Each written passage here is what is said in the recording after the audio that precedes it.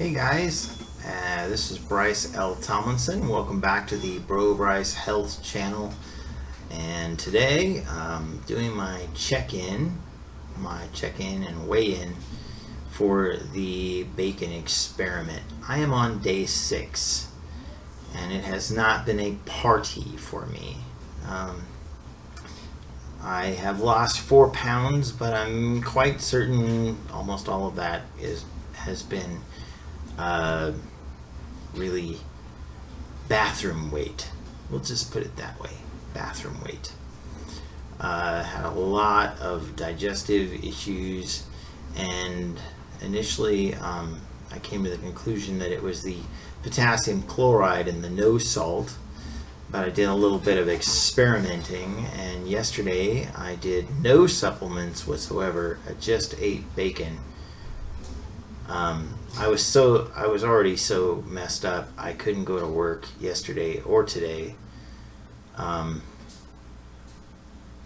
felt like garbage. I mean, I spent a good chunk of time in the bathroom.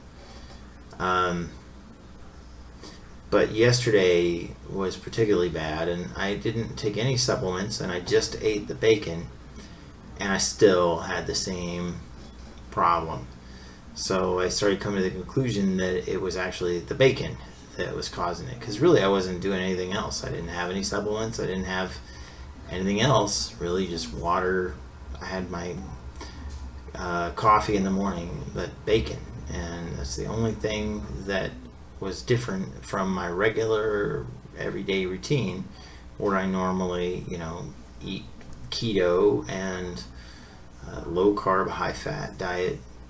And I had my coffee in the morning, and the only thing I did different was I just ate the bacon, and I still had the flood, and I still had the flooding this morning, and I didn't eat anything except 3 eggs this morning, and I had the problems, and I was feeling really weak and faint. And I started to feel the effects of not having enough potassium and magnesium. My muscles started to get weak. Didn't feel like I was firing on all cylinders. And it's also, days on end of having this problem, bathroom problem. And so I called up a local butcher shop and found pork belly for just a little more expensive than how much it was when I bought bacon on sale. I got a lot of bacon. Boy, I bought a lot of bacon, but we're not going to eat it. Probably it's going to take like a year to eat all the bacon that I was going to eat inside of a month. Today I was on the brink. I'm like, man, I just got to eat regular keto. I can't feel like this anymore. It was really bad, and I just felt terrible. So today I also got my magnesium malate supplement and my magnesium glycinate. And I understand the magnesium malate is good for like the morning. It's got an energizing effect, and the magnesium glycinate has a more relaxing feel to it. So I split that up in my pill thing, which I haven't used in forever. I haven't used it in like a year. So I got my vitamin D supplements that I was prescribed because I evidently am vitamin D deficiency diagnosed. Anyway, I have the magnesium malate in the morning and magnesium glycinate in the evening, and I have the potassium, the no salt potassium chloride in my water. So I'll be taking that to work with me and sipping on that. And so tomorrow I will just fire up some coffee, and I will drink my water, and I will I'll probably fast all day like I did most of the day today. And then I'll eat 2 pounds of pork belly fried up in the air fryer, which, nothing could be easier. The air fryer makes it just easy peasy. And if I want to, I can put the air fryer out on the patio so that it is not stinking up the whole house with that bacon smell. But I gotta tell you, if you like pork chops, try some pork belly and just, get it just a little bit more crispy than you normally would your pork chops, because it's got a lot of fat to render down. And it's so delicious. It's wonderful. It was actually easier to put down 2 pounds of pork belly than it was to take 2 pounds of bacon and get it all crispy and eat it that way. Because you think, bacon, it's so small. It turns out so small. But the pork belly was way easier to get down, surprisingly. Anyway, so again, I'm down to 185 pounds. Haven't gotten below that yet. And I think probably, it's going to take a day or two to adapt even more to this. But my stomach seems to be settling down some. And I feel like, I'm starting to pick up now. I've got, I took some magnesium this afternoon and started the potassium again this afternoon, because I feel like I came to the conclusion that it was the bacon and not the potassium chloride. So for those of you using Wright's thick cut bacon or Smithfield's thick cut bacon for your bacon experiment, the 1.5 pound packages, that gave me, it seems that that's what's given me some problems. And we'll find out in the days to come. I'm going to check in again on Saturday, and on Saturday when I do my check-in, it's going to be 4 p.m. Pacific time, and I'm also going to do a Q&A, general keto talk, and we're going to talk about electrolytes. All right, we're going to talk about the importance of electrolytes. We're going to talk about some TMI subjects. Should be fun, right? And we're going to talk about what roles electrolytes play in your day-to-day functions as a human, and how much more important electrolytes are than some other things that you've been supplementing, and what format to take them in that is the optimal. Because a lot of you guys, you just go down to your corner drugstore, or your corner massive mart, and you buy whatever vitamins they have available there. And I would say the vast majority of those don't actually serve the function that they're supposed to, because they're not in a format that's very absorbable. Like a lot of the magnesium oxide, potassium oxide that you get, they're not in the most absorbable format. And even vitamin D, the most absorbable format of vitamin D that you can get is right coming through your skin, going out, taking a walk in the sun. Not everybody's got year-round sun.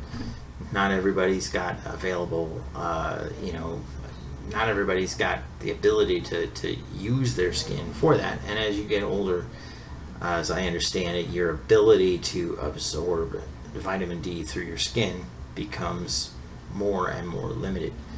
So those are things that I want to talk about. On Saturday, we're going to do a general keto talk.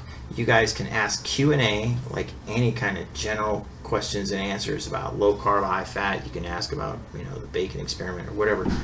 Q&A, and we're going to do specifically electrolyte talk, and we're going to also do check-ins and weigh-ins. So any of you, as you come in, even if you're just popping in, if you want to, treat me or your co-chat people as, accountability partners, so be it.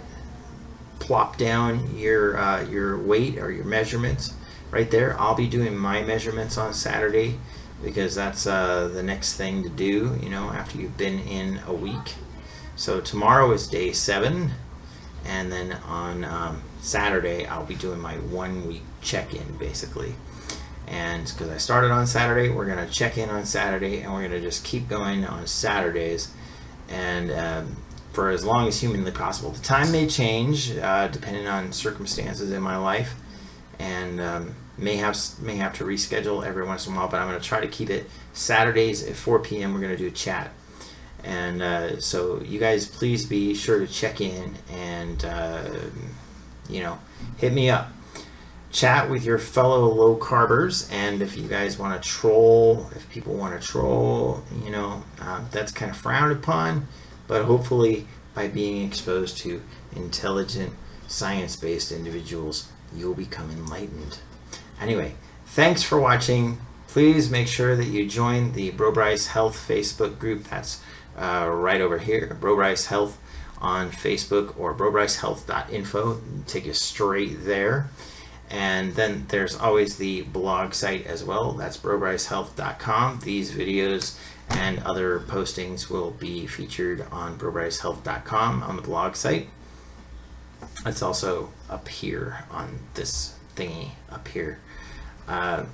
Anyway, the Facebook group is kind of active. We post science studies, we post memes, fun memes, and lots of videos.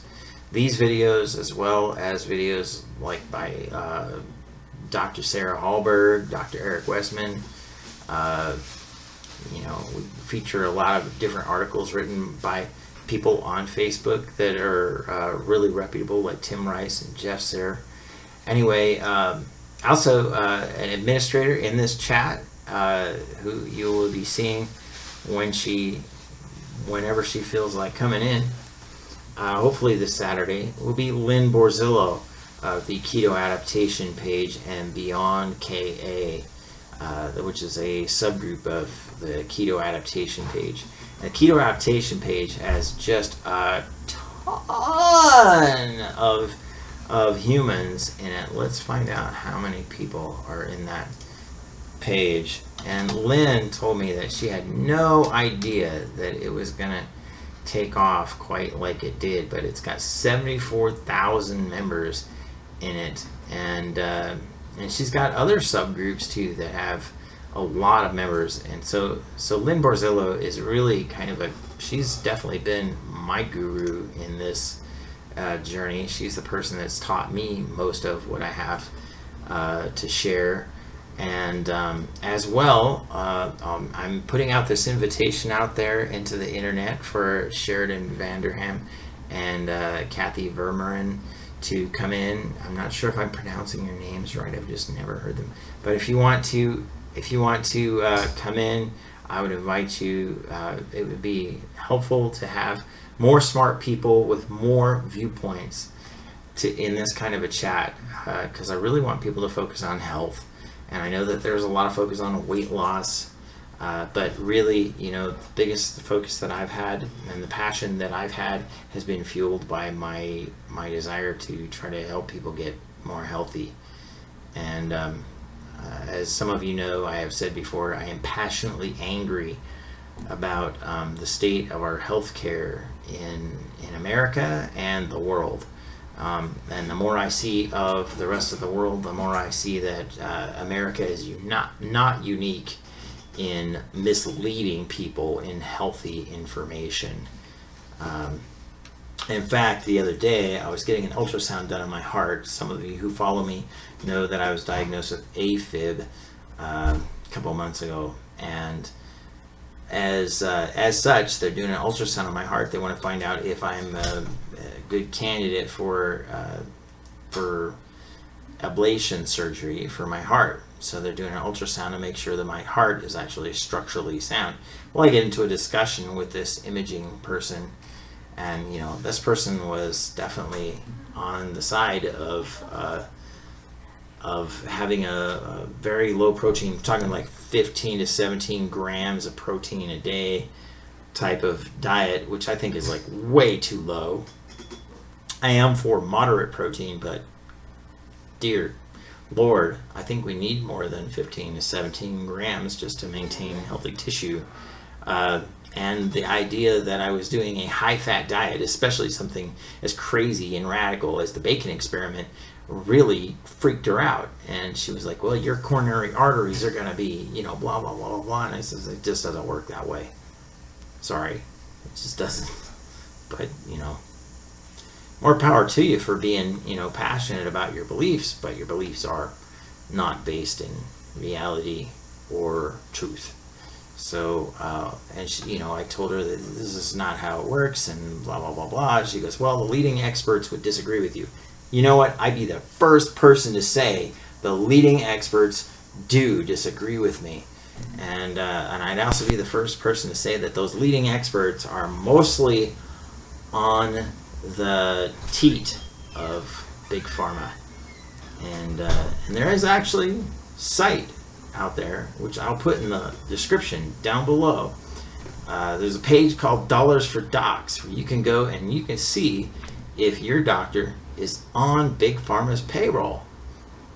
Imagine that, because evidently there's been some kind of ruling that has dictated that doctors must disclose payments made to them, or I'm not sure if it's doctors or if it's Big Pharma that has to disclose payments made to doctors by pharmaceutical companies for whatever purposes, and how much they are and what those payments are for. So you can actually track the actual expenses and what they were for from what companies to your doctor, if your doctor has accepted any of those payments.